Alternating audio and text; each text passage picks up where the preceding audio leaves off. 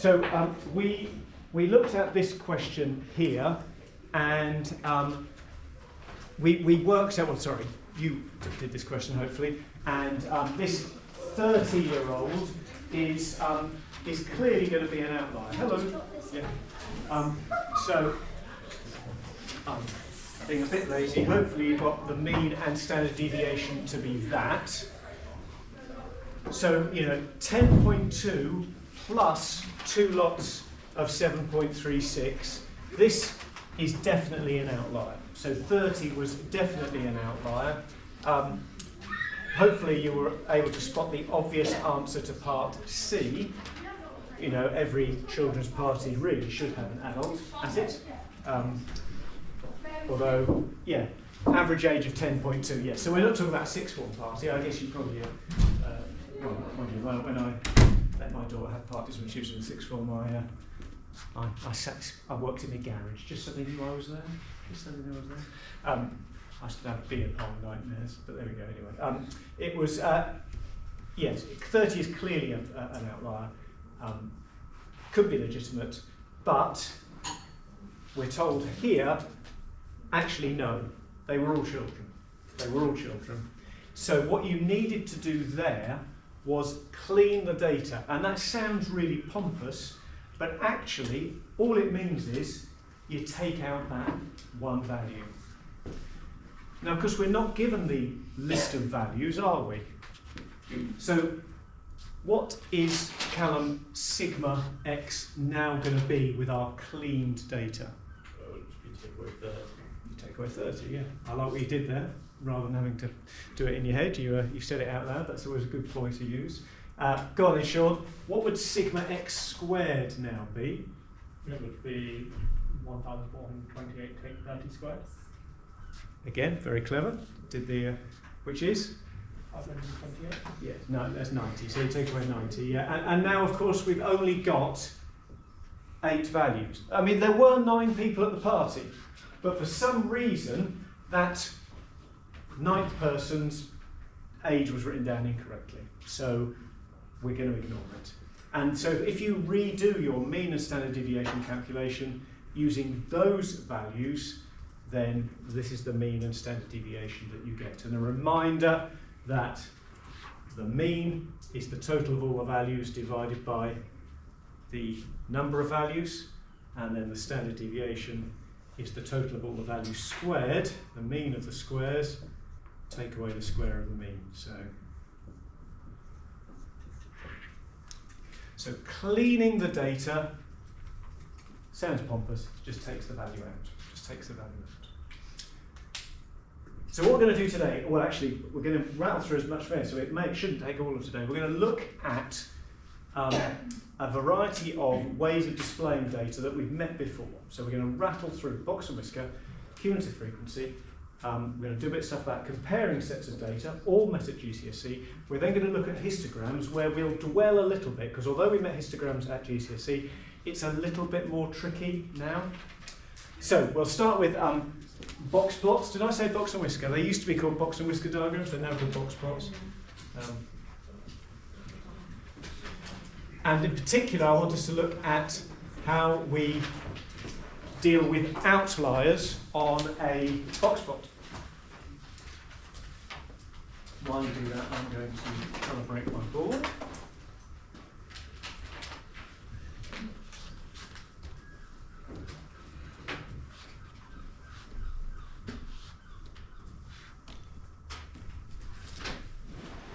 Okay. So we're not going to do this question, but this shows what a box plot looks like when you have an outlier. So we haven't done any calculations here, but whoever drew this box plot has done and worked out that one of the mass of female turtles, this one was 500 grams, was an outlier. So the data's been cleaned and they've done the box plot without it. However, they've still recorded it.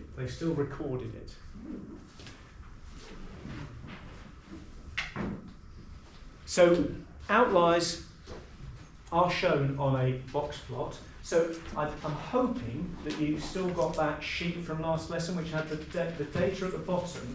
That was I forget what it was now. It was the blood sugar level. Yeah. I'm hoping that you've got that data. It was this data here from example 1, wasn't it? No, that's Lansdale, sorry. There.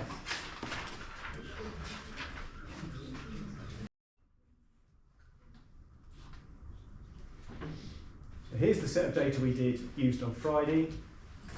We've got median 3.8, halfway between 3.8 and 3.8, lower quartile 3.2, upper quartile 4.0, highest value 5.1, lowest value 1.7, but we worked out on Friday that's an outlier. So we're going to mark on our box plot that 2.2 is our lowest value, and we're going to mark 1.7 with a cross.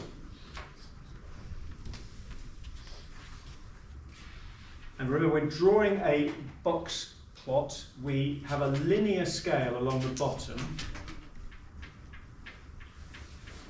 and then we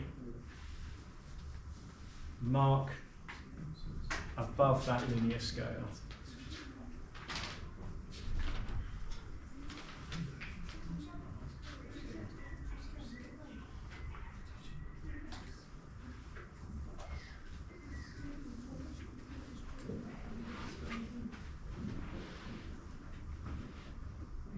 There we go. I apologise for that.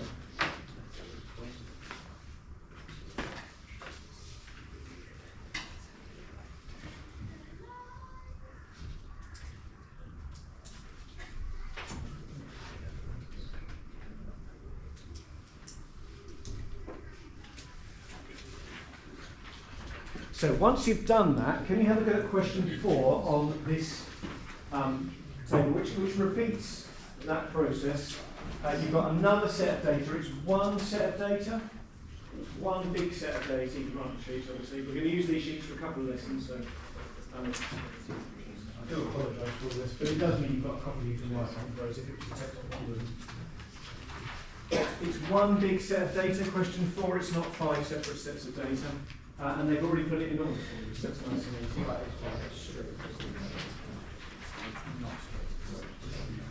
This introduces a new notation.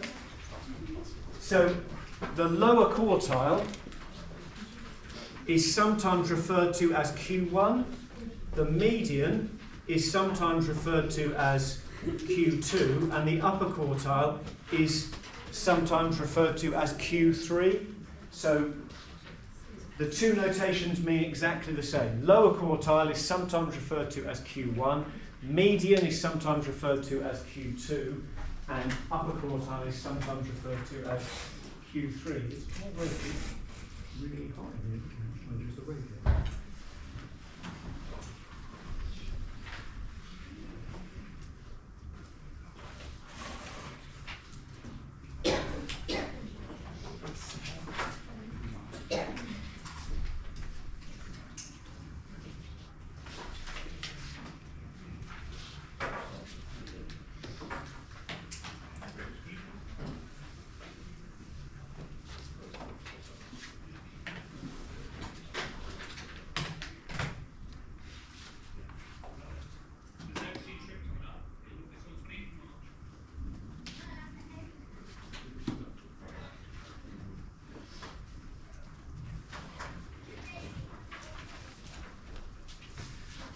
So that was the box plot for that first question that I moosed up several times.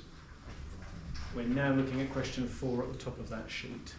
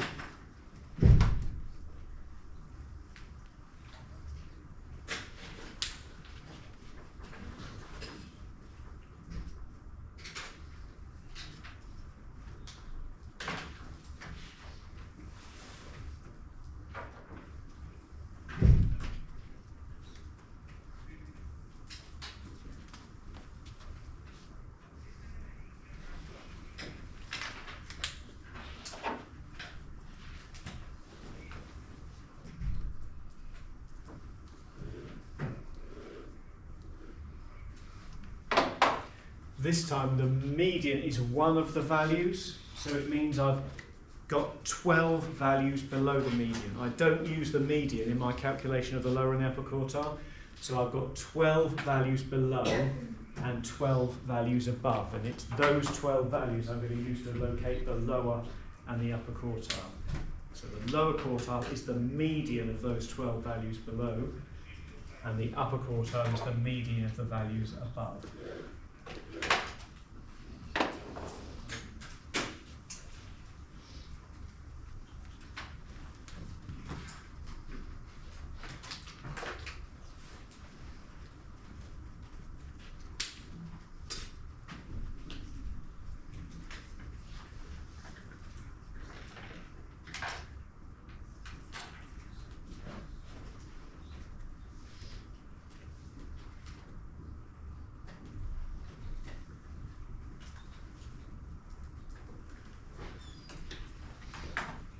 So just to clarify, we don't clean the data unless explicitly told to. We weren't told to in this set of data.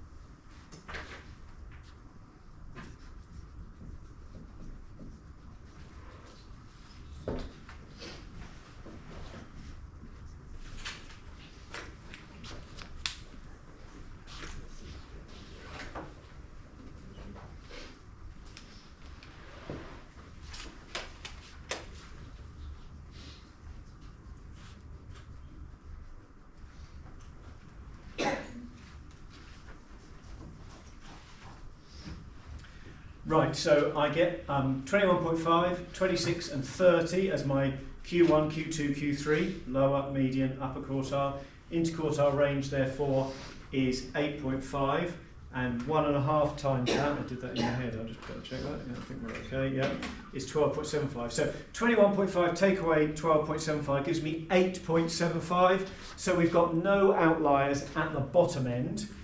30 plus 12.75, 42.75, which means we do have these two outliers at the top end.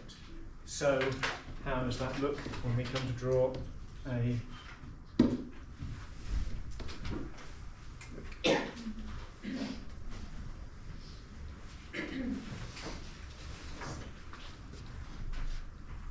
sorry.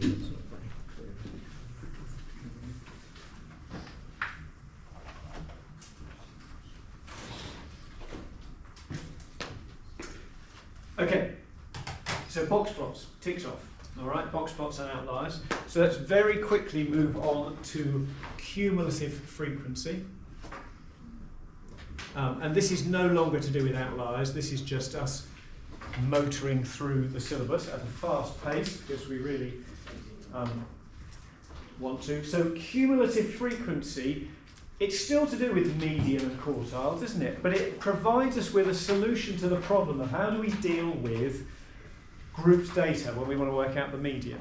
We've got two options. One we've met in our first little stab at statistics, and that was linear interpolation, where when you know you've got the median in a particular group, you work out how far into that group you need to go, and you do that algebraically. The other way to do it is graphically. And cumulative frequency provides us with a graphical way of estimating the median of a large set of data and the quartiles as well, and other things in addition to that. So just a very quick reminder about when we plot cumulative frequency. What we are doing as we look at our table of data is we're saying how many values have we counted so far. So cumulative frequency says with this set of data, by the time I get to 4.8 metres, I've counted 4 of my data values.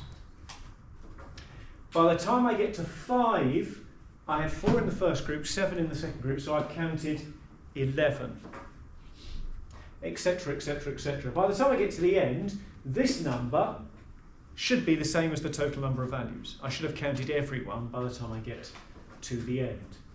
And so what we do is we plot the end of the groups against that cumulative frequency value. Slightly confusing because when we use the mean from group data, we use the middle of the group, so you've got to be ready for that. And hopefully you remember what it looks like. The ogive, that's right, yeah. There is more good news with the cumulative frequency graph, because you know this whole n+1/2 thing. Well, cumulative frequency is nearly always done with continuous data and large sets of data. So what we do is we say, right, we're just going to ignore the whole +1 thing. So 80 values, our median will just go up 40. If we did 80 plus 1 divided by 2, it would be 40.5. The difference would be so tiny that it's not worth worrying about. So we can do more in addition to the quartiles, but let's just start with that second set of data on the sheet. And I should have said that I've attached this to the description and emailed it out. And you'll find it on, if you're in the textbook, page 47 on the textbook. So just see if you can knock me up a cumulative frequency diagram for question 1. And then we'll talk about what else we can work out in addition to the quartiles. Okay, so I've drawn my cumulative frequency diagram. You don't need to bring it down to 0. Be careful about this one. I have done in this case, even though you could argue, because you've got the extra line here, you could have a mass of exactly 1 kilogram in that first group. Anyway, the median is nice and easy. So I've got 120, so I just go halfway up, no need to worry about n+1/2, and down. Hopefully you can take an accurate reading from your table. And then lower quartile, 30 across and down, and higher upper quartile, 90 across and down. So that distance there is the interquartile range.